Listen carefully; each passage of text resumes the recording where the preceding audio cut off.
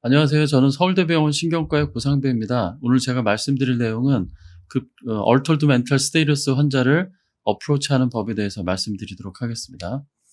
의식을 먼저 알아야 되는데, 의식이란 것은 환자가 깨어있고, 깨어있다는 것은 이제 눈을 뜨고 있다는 거죠. 그리고 외부의 자극에 인터랙션을 하는 두 가지 축을 다 가지고 있을 때 의식이 있다라고 이야기를 합니다. 그래서 이렇게 환자의 의식 상태를 두 축을 기준으로 보면 적당한 정도의 어라우절과 적당한 정도의 awareness가 있는 것을 우리가 alert하다고 얘기를 하죠. 근데 그 정도가 너무 심한, 그러니까 hyper alert한 상태는 우리가 anxiety가 심해서 잠을 못 잔다거나 아니면 ICU에서 흔히 볼 수 있는 hyperactive delirium이 있거나 이런 환자들이 되겠죠. 의식이 저하되는 게 문제인데, 의식이 저하될 때 이게 졸리는 현상처럼 이렇게 수면 상태가 되고 가벼운 자극으로 말을 걸거나 흔들거나 하는 자극으로 어라우즈로 회복되는 단계를 이제 드라우지하다고 얘기를 합니다. 그 단계가 더 떨어지게 되면 이제 스투퍼라고 얘기를 하는데, 스투퍼는 페인을 가해야만 어라우즈를 되고, 어라우즈를 되더라도 절대로 얼러트한 상태가 정상으로 돌아오진 않고 미닝풀 인터랙션이 되지 않는 그런 상태를 이야기합니다. 단계가 더 떨어지면 이제 코마토스하다고 얘기하고, 그때는 이제 리플렉시브 무브먼트만 일어나는 상황이죠. 그런데 이제 의식 단계라는 게 이렇게 칼로 무자르듯이 4단계로 딱딱 나눌 수는 없어서, 예를 들어 환자가 페인을 가해서 정상 의식 상태까지 올라온다. 근데 그러면 드라우지는 아닌 거죠. 그러니까 딥 드라우지, 스투퍼 정의에는 아니니까 그렇게 구분하기도 하고, 스투퍼와 코마토스 사이는 세미코마라고 이야기하기도 합니다. 그런데 이 축에서 좀 벗어나는 것들이 있습니다. 베저타티브 스테이터스라든지 아니면 미니멀리 컨셔스 스테이터스라든지 아니면 락틴 신드롬이라는 3가지 정도가 조금 리마인드 해 두셔야 될 부분인데, 그 내용을 말씀드리자면, 이제 식물인간 상태는 콜티칼 데미지가 있어서 어라우절이 눈은 뜨고 있는 상태처럼 보이지만 인터랙션이 없는 상태를 이야기하고, 브레인스템은 다 정상이기 때문에 자바로브를 하는 경우도 있습니다. 그래서 눈을 뜨고 있는데 의식이 반응이 없다, 이래서 이 사람 상태를 어디까지 인터랙션 하는 걸로 봐야 되냐, 그런 문제들이 항상 윤리적인 문제로 withdrawal 할 거냐, 이런 항상 법적인 문제와 연결되는 부분들이 있습니다. 우리나라 2009년에 법원에서 처음으로 이제 end of life withdrawal을 하게 만들었던, 판단을 받았던 환자의 케이스도 이제 베저타티브 스테이터스였었습니다. 해외에서는 피딩 튜브까지 재판을 통해서 중단하겠다, 그런 사례들도 있습니다. 미니멀 컨셔스 상태라는 것은 이제 최소 의식 상태라고 하는데, 유명한 이제 카 레이싱 챔피언이었던 F1 포뮬러 1의 마이클 슈마커라는 분이 2013년도에 알프스에서 스키를 타다가 머리를 다쳐서 거의 코마 상태로 250일을 지내고, 최근에는 조금 리스폰스가 있다고 하는데, 이렇게 최소 의식 상태라고 하는 상태는 팔로우 커맨드가 되는 듯 하다가 또 안 되고, 이렇게 지속적이지 않는 그런 상태를 베저테티브 스테이트랑 구분해서 말을 합니다. 그럴 경우에는 시간이 지나면 좀 더 좋아지는 트랙으로 가는 경우들이 있습니다.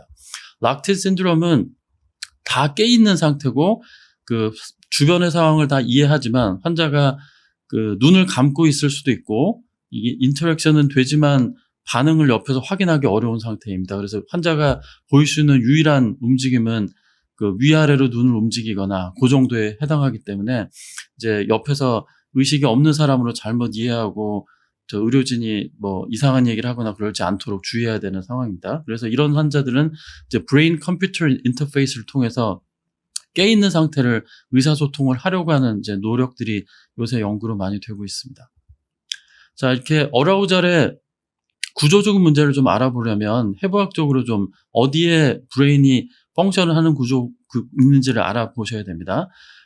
해부학적으로 미드폰스부터 탈라무스까지 가는 데에는 신경 다발들이 얼기설기 망상처럼 돼 있는 구조물들이 있습니다. 이것을 이제 Ascending Reticular Activation System이라고 이야기하는데, 이 구조물의 역할은 콜텍스에 계속 자극 시그널을 보내서 깨있게 만드는 구조물입니다. 그런데 여기가 구조적으로 망가지면 환자는 그 자리에서 코마가 될 수밖에 없겠죠. 그래서 의식의 제일 중요한 이제 구조물들이 브레인스템, 어퍼 브레인스템에 있고 엔드 파트에 해당하는 이제 콜텍스가 그 다음에 중요한 부분이 되겠죠.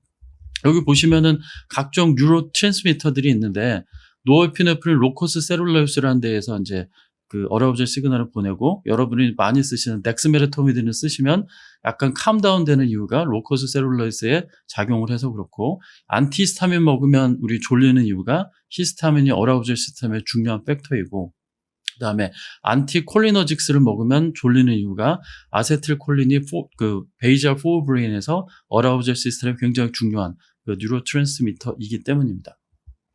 자, 그럼 의식장애 환자를 만났을 때 도대체 어떤 타입인지를 알려면 이런 아나토미를 갖고서 이제 구분을 해봐야 되는데 제가 제일 그 이해하기 쉽게 세 가지 타입으로 구분을 하겠습니다. 첫 번째 타입은 그 엔드 파트에 해당하는 콜텍스가 다 망가진 타입이라고 생각하시면 됩니다. 한쪽 콜텍스가 망가지면 의식이 떨어지지 않고 양쪽 헤미스피어가 다 같이 망가져야 보통 의식이 떨어집니다. 그래서 이렇게 카디악 어레스트 이후에 하이퍼옥식 브레인 데미지가 있는 환자를 보는 것처럼 디퓨즈하게 바이라테랄 콜테칼 데미지가 있으면 당연히 의식이 좋을 수가 없겠죠. 그러거나 아니면은 또는 이제 넌 스트럭처럴한 문제로 그 메타볼릭 엔세팔로패티가 오거나 톡식 데미지 아니면 애시드 베이스 임발란스 또 일렉트로라이트 임발란스 이런 것들이 있게 되면은 그 스트럭처럴 리전이 없더라도 콜텍스에 바이라테랄 디스펑션이 있으면서 의식이 저하되게 되겠습니다. 잊지 말아야 될 것은 눈에 보이지 않는 이제 전기적인 시저도 굉장히 중요한 감별 진단이 됩니다. 두 번째 타입은 한쪽 헤미스피어 병변이 있다가 점점점 커져서 아까 말씀드린 어센딩 레티큘러 액티베이션 시스템의 어퍼 파트를 이렇게 압박하게 되는 경우입니다. 이 환자 같은 경우 라이트 MCA 큰 임팍으로 와서 랭귀지 센터 왼쪽에 있으니까 잘 대화도 되고 그러는데 어느 시간이 가면서 이렇게 미드라인 시프트가 진행하게 되면 환자가 이제 수면 상태로 그 빠지게 되고 의식이 처지게 되는 문제가 되겠죠. 저희가 이런 큰 이스케미아가 있어서 매스 이펙트가 생기면 라이프 세이빙을 위해서는 여기 본을 따주는 헤미크레니액톰이라는 수술을 하게 되는데 그 시점을 보통 이제 미드라인 시프트가 진행하면서 의식이 처지기 시작하는 그런 타이밍에 수술해야 될 타이밍으로 받아들이고 있습니다. 세 번째 타입은 어센딩 레티큘러 액티베이션 시스템 아나토미칼리 거기가 망가지는 타입입니다. 즉 여기에 브레인스템에 헤모리지가 생겼거나 아니면은 여기서 릴레이 뉴런에 해당하는 탈라무스에 그 리전이 생겼거나 그래서 요 작은 병변으로도 환자가 코마에 빠질 수 있습니다. 또는 그 스트로크가 생겼는데 이스케미아가 이 베질라 탑에 클롯이 걸려서 이 뒤에 보이는 빨간 부분에 플로우가 안 가는 부분이거든요. 그러면 어센딩 레티큘러 액티베이션 시스템에 해당하는 미드브레인 뭐 폰스 이런 쪽에 플로우가 안 가게 되면 환자는 이 부분에 혈류 장애를 위한 기능 장애가 생겨서 의식이 그 자리에서 코마가 되게 됩니다. 그래서 서머리하면 이제 검진을 통해서 이런 바이라테럴 타입인지 유니라테럴 매스 이펙트 타입인지 아니면 브레인스템 타입인지를 그 히스토리와 검진을 통해서 구별을 해야 그 밑에 하부에 해당하는 그 감별 진단을 어떻게 생각할지를 아시게 될 겁니다. 근데 검진하시라고 하면 이제 좀 신경계가 아니면은 좀 긴장하시는 경우들이 많은데 그렇게 어렵지 않거든요. 말씀을 드리자면 뉴로기점을 해보면 뭐 GCS 할 때 페인 스티뮬레이션도 하고 간단하게 뉴로기점을 하시는 정도로도 충분합니다.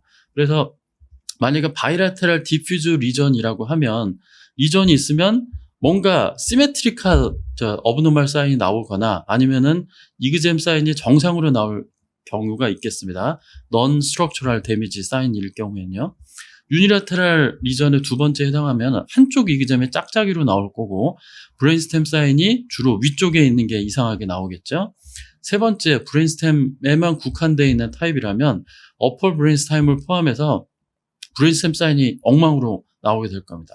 그래서 이그잼을 하면 대충 1번인지 2번인지 3번인지에 대한 그 감별이 뭐 그다지 어렵지 않습니다. 그리고 그 항상 시스테믹한 컨디션을 배제하기 위해서 그 의식장애 있는 분은 이제 블러드 가스 어널리시스를 하거나 글루코스를 재보고 암모니아도 내보고 락테이트도 내보고 해서 글루코스가 너무 떨어져 있다. 그러면 뭐 스티론 글루코스 60 이하다. 그러면 50% 덱스트로즈를 인퓨전해서 반응을 보거나 오피오이드를 많이 먹었던 병력이 있으면 날록선을 인젝션하거나 벤조다이아제핀을 쓰고 있었던 사람 같으면은 이제 플루마제니를 인젝션하는 그런 초기 치료를 하고 그 뒤에 감별 진단을 넘어가게 됩니다. 자, 의식장애 뭐 이런 이그잼을 할 때 GCS 하는 것들은 꼭 뉴로가 아니더라도 많이들 아실 텐데 뉴로 쪽 파트에서는 조금 더 다양한 4스코어라는 것들을 더 보기도 합니다. 이건 좀 약간 전문적이어서 관심 있으신 분들은 나중에 좀 찾아보시면 될 것 같습니다. 자, 이제 검진에 대해서 말씀드리자면 우리가 페인 스티뮬레이션 하면서 GCS를 보기도 하고 그러면서 이제 크레니얼 너브 이그잼이 브레인스템의 다 펑션이기 때문에 그 부분을 중점적으로 보게 되는데 우리가 페인 리스폰스를 이제 체크할 때 항상 뭐 손톱 밑을 자극하거나 아니면은 스터눔을 자극하거나 하는 부분도 좋지만 이분이 만약에 코드 인저리가 와서 밑으로는 센서리를 못 느낄 수도 있거든요. 그래서 항상 목 위에 통증을 한 번 더 확인하기 위해서 수프라오비탈 로치를 자극하거나 맨디블을 자극하거나 이런 목 위에도 항상 스티뮬레이션을 더블 체킹을 하는 방법을 꼭 잊지 마셔야 되겠습니다. 신경학적 크레니얼 너브 이그잼의 12쌍을 굉장히 잘 봐야 되지만 여러분들이 보셔야 될 거는 이제 딱 4가지 쌍만 보시면 됩니다. 라이트 리플렉스를 보시고 코니알 리플렉스를 보시고 VOR 칼로리 리플렉스를 보시고 개그 커프를 보시는 4가지 리플렉스만 보시면 브레인스템 펑션은 이 많은 것 중에 아주 빠른 시간 내에 평가를 하실 수 있습니다. 내용을 말씀드리자고 하면 첫 번째 라이트 리플렉스는 2번으로 눈이 들어가서 바이라테럴리 데큐세이션에서 양쪽 눈의 리플렉스가 나오는 겁니다. 그래서 2번에 문제가 있어도 이상이 나올 수 있고 3번에 문제가 있어도 이상이 나올 수 있는 거겠죠. 자, 2번에 문제가 있으면 이쪽에 문제가 있다고 칩시다. 그럼 라이트를 줘도 리플렉스가 없을 거예요. 그런데 3번에 퓨필러 모터에는 이상이 없는 거니까 반대쪽 눈을 자극을 해서 빛이 들어가면 이 데큐세이션한 리플렉스 아크 때문에 퓨필리 컨스트럭션이 옵니다. 그래서 직접 눈을 비쳤을 때는 안 보이다가 반대쪽 눈을 비쳤을 때 반대쪽 눈에서 퓨필리 컨스트럭션이 오면 이거는 들어가는 거에 문제다. 다이렉트 리플렉스는 없고 인다이렉트 리플렉스가 있다고 해서 들어가는 거의 문제, 에퍼런트 퓨필라리 디펙트라고 합니다. 그런데 이쪽 눈에 불을 비치면서 반대쪽 눈을 보는 게 사실 그렇게 쉽지가 않거든요. 그래서 실제 임상에서는 이렇게 라이트를 왔다 갔다 하는 과정을 통해서 평가를 하는데 눈을 라이트를 이쪽으로 왔다 갔다 하면은 퓨필리 컨스트럭션 보이는 게 이제 정상이고 APD가 있게 되면은 자기 병이 있는 쪽에는 리플렉스가 없고 반대쪽으로 하면 컨스트럭션이 오죠. 그래서 여기를 놓고 이쪽을 보는 게 아니라 라이트를 왔다 갔다 할 때 이쪽 눈이 아까처럼 이렇게 퓨필이 컨스트럭션 돼 있는 상태에서 라이트를 가했을 때 퓨필이 다일라테이션 되는 거를 보는 게 실제적으로 훨씬 보기가 편합니다. 그래서 그걸 스윙 라이트 테스트라고 하죠. 3번에 문제가 있다. 그러면은 그쪽을 비춰도 리플렉스가 없고 반대쪽을 비춰도 리플렉스가 없게 되겠죠. 이럴 때는 이제 오큘로모터 너브 펄시가 되고 이게 이제 중환자실에서 제일 중요하게 봐야 되는 이상 소견이 되겠습니다. 왜 이렇게 라이트 리플렉스 이렇게 신경을 써서 봐야 되나요? 그거는 대부분 이제 이런 매스 이펙트와 관련된 상황 때문이죠. 매스에 의한 허니에이션이 있게 되면 운칼러네이션이 생기면서 그 바로 밑에 오큘러모터 너브가 있고 그게 상방에서 짓눌리게 되면 퓨필을 담당하는 너브 파이버가 제일 이제 뚜껑 쪽에 있습니다. 그래서 퓨필 파이버가 제일 먼저 민감하게 영향을 받아서 라이트 리플렉스가 이상이 오게 되죠. 그런데 중환자실에 입원하시는 대부분 고령의 환자들은 나이 드시면 퓨필 사이즈가 작아져요. 그래서 우리가 뭐 젊은 분들은 뭐 3.5mm, 4mm 되는 퓨필이 라이트 리플렉스로 이렇게 변동되는 거, 줄어드는 거 보는 거는 어렵지 않은데 2mm짜리 퓨필이 1.8mm 되는 거는 맨눈으로 보기가 쉽지 않습니다. 그래서 매번 뭐 퓨필이 픽스된 것 같아요. 이렇게 걱정하게 되는 경우들이 있는데 그런 거를 잘 감별하기 위해서 요새는 중환자실에서 이제 퓨필로미터라는 퓨필로미터라는 기계를 써서 정량적으로 평가를 하죠. 그래서 MPI라고 하는 넘버를 많이 보게 되는데 이게 이제 5가 되는 게 맥시멈 값이고 3 이상이면 크게 이상이 없다. 4 이상이면 거의 정상이다. 이렇게 생각하시면 되겠고 카디오그레스트 환자는 MPI 밸류가 양쪽이 다 2 이하로 되면 리커버리 되는 환자가 없는 걸로 잘 알려져 있고 이렇게 매스 이펙트가 생기는 헤미스페릭 스트로크 환자는 저희 연구들을 따르면 2.8 이하가 되면 진짜 이디마에 의한 뉴럴로직 월스닝이 되는 거와 비례하는 걸로 알려져 있습니다. 그런데 보통 밤에 퓨필이 커지고 뭐 이런 일들이 있어서 그러니까 다이올나 베리에이션이 있거든요. 그래서 퓨필이 커지면은 또 환자가 나빠지는 걸 이제 걱정하게 될 텐데 그때 커지더라도 MPI 스코어로 평가를 하면 그 숫자는 떨어지는 게 문제인데 오히려 크게 문제가 없는 걸로 잘 알려져 있어서 이제 MPI를 이용한 퓨필 어세스먼트가 맨눈으로 보는 것도 훨씬 더 그 가치가 있습니다. 두 번째는 코니얼 리플렉스입니다. 코니얼 리플렉스는 각막에 뭔가 닿으면 보호하려는 리플렉스로 눈을 이제 감는 거죠. 한쪽 자극이 와도 양쪽으로 다 감게 돼 있습니다. 그런데 감는 반사가 안 나오면 그 리플렉스 아크에 문제가 있습니다.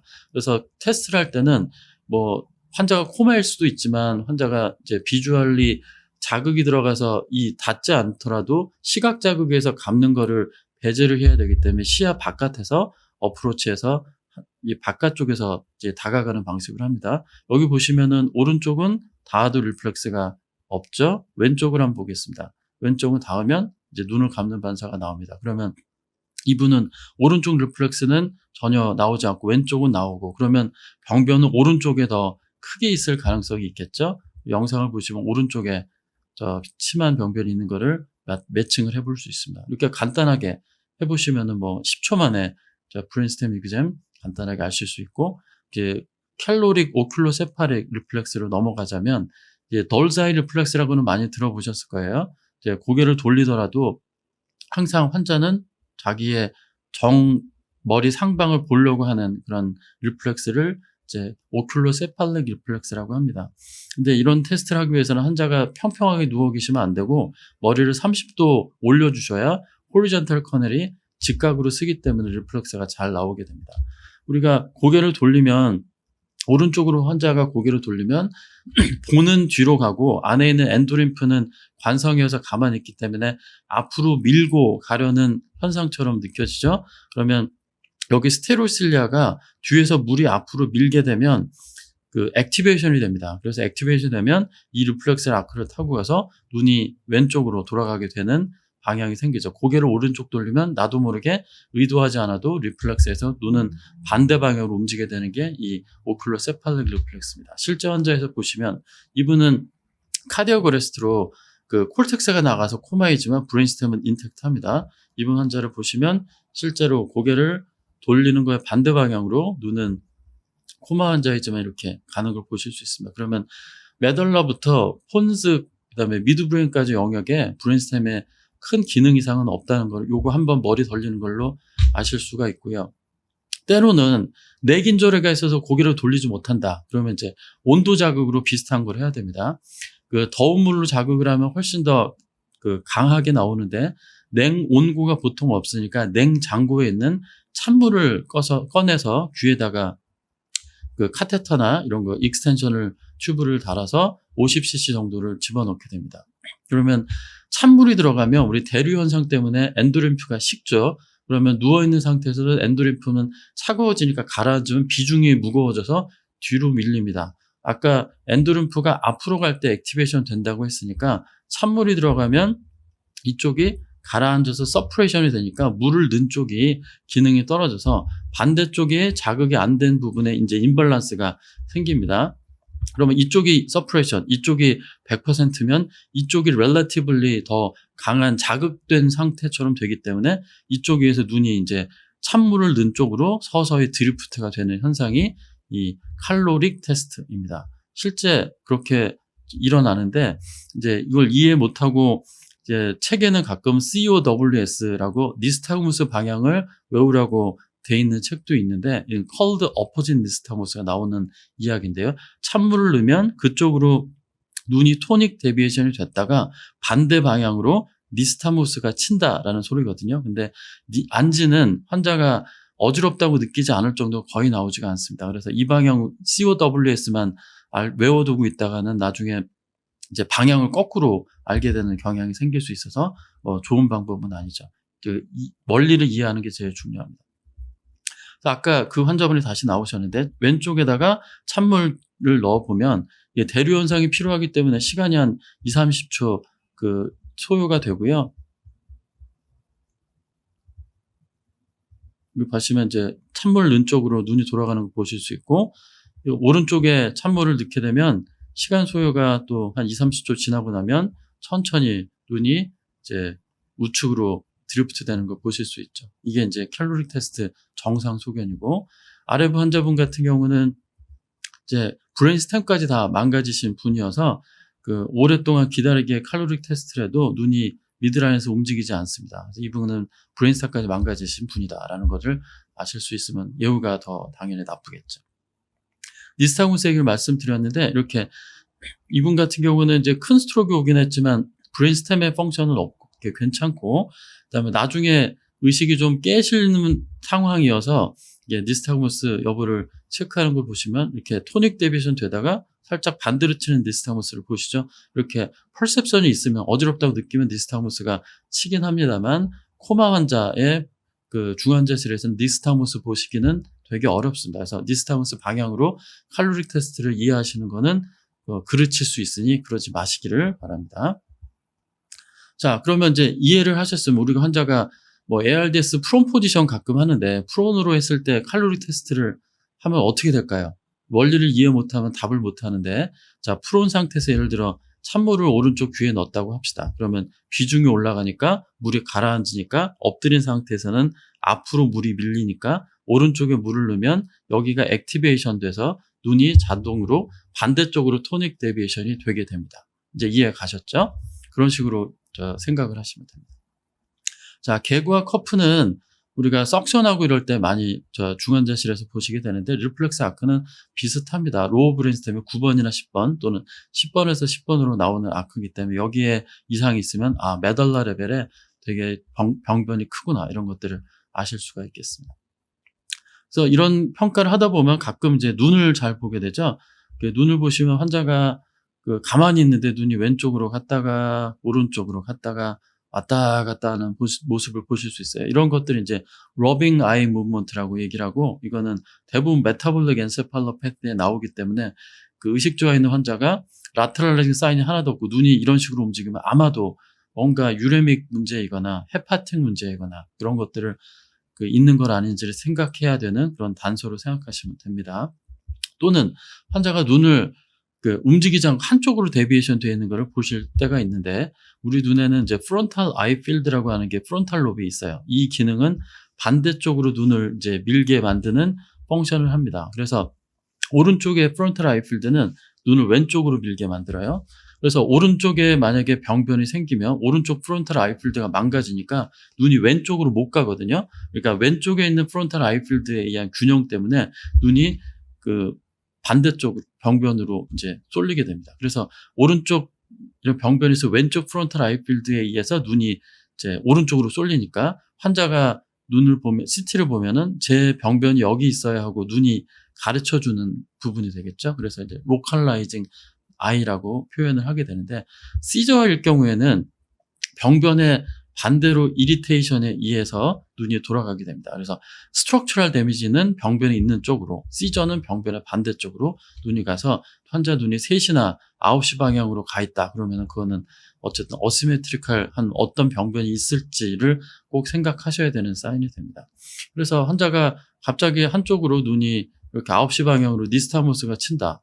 그러면 이제 뭔가 시저를 하고 있을 가능성이 높은 거예요. 좀 있다 보면 환자가 이제 반대쪽으로 눈이 돌아가서 친다. 그러면은 이거는 처음에는 왼쪽 병변에 의해서 눈이 9시 방향으로 시저에 의한 니스타모스가 있고, 이게 옮겨가서 오른쪽 병변에 의해서 왼쪽으로 눈이 치는 니스타모스가 있고, 이 단계에서 시저를 디텍션해서 치료해야 좋은데, 이걸 놓치게 되면 나중에 이제 몸 전신을 떠는 시저 상태로 발견이 되면 늦게 되겠죠. 그래서 눈만 보고도 이런 것들을 찾아내실 수 있는 그런 능력을 좀 함양하시기 바랍니다. 이 환자는 IVH가 있고 프론탈 병변도 있었는데, IVH는 EVD를 박아서 잘 빼고 있었어요. 근데 도저히 안 깨고 환자가 왜 시저도 아닌 것 같은데 이상합니다라고 연락을 받고 가서 이기점을 했습니다. 눈을 이렇게 딱 열어보니까 눈이 계속 이제 시저를 하고 있는 상태예요. 그래서 뇌파를 바로 이렇게 됐더니만 계속 이제 일렉트리컬리 시저를 하고 있는 거를 확인하실 수 있습니다. 그래서 시저하면 눈이 니스타무스가 온다. 요거만 조금 리마인드 해두시면 좋겠습니다.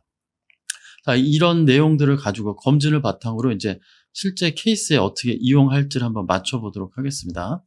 자, 68세 환자가 ESRD에 투석을 하던 사람인데 이제 운드 인펙션 때문에 세페핌을 인젝션을 받았습니다. 그러고 나서 환자가 약간 꿈찔하는 클로닝 무브먼트가 생겼어요. 그래서 뭐 유레믹 문제인가? 뭐 이런 것들 또는 시저인가? 이런 것들을 생각을 하게 되는데 뭐 이기잼을 해봤다면 브레인스템 사인은 전혀 이상이 없고 라테랄라이징 사인도 하나도 없고 눈은 그 페인을 줘도 잘 뜨지도 않고 그래서 이거 메타볼릭인가? 하고 랩을 다 내봤더니 일렉트로라이트 정상, ABJ 정상, 암모니아 정상.